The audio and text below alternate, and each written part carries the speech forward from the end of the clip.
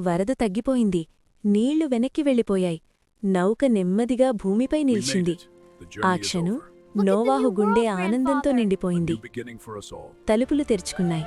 మొదటిగా బయటకు అడుగుపెట్టింది నోవాహు కుటుంబం. పచ్చని నేల, స్వచ్ఛమైన గాలి, కొత్త ప్రపంచం వారిని స్వాగతించింది.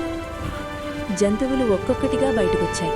పరుగులు తీస్తూ, ఎగురుతూ, కేకలు వేస్తూ అది ఒక పెద్ద సంబరంలా మారింది. నోవాహు వెంటనే మోకాళ్లపై కూర్చుని దేవునికి కృతజ్ఞతలు చెప్పాడు. ప్రభువా, నీవే మా రక్షకుడు అని ప్రార్థించాడు.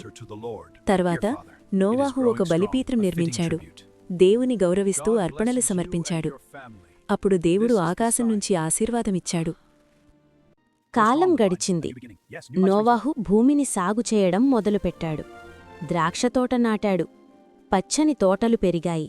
జీవితం మళ్లీ మొదలైంది. ఒకరోజు నోవాహు తన గుడారంలో విశ్రాంతి తీసుకుంటున్నాడు. ఆ సమయంలో అతని కుమారుడు హాము తండ్రిని గౌరవించకుండా ప్రవర్తించాడు. కాని షేము మరియు యాఫెతు తండ్రిని గౌరవించారు. వెనక్కి నడుచుకుంటూ వెళ్లి వస్త్రంతో నోవాహును కప్పారు.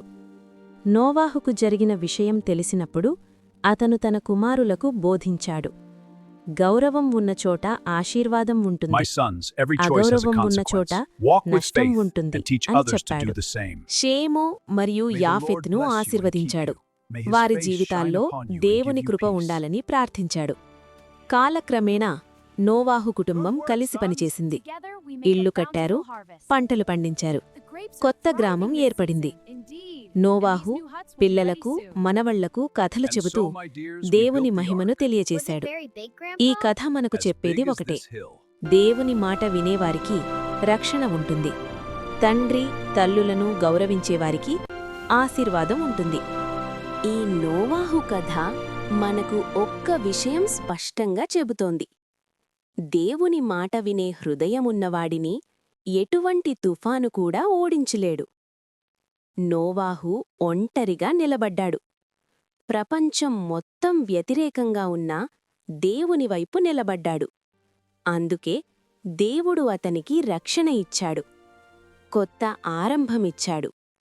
ఈరోజు మన జీవితాల్లో కూడా ఎన్ని సమస్యలు వచ్చినా, ఎన్ని తుఫాన్లు ఎదురైనా దేవునిపై విశ్వాసం ఉంచితే ఆయన తప్పకుండా మార్గం చూపిస్తాడు.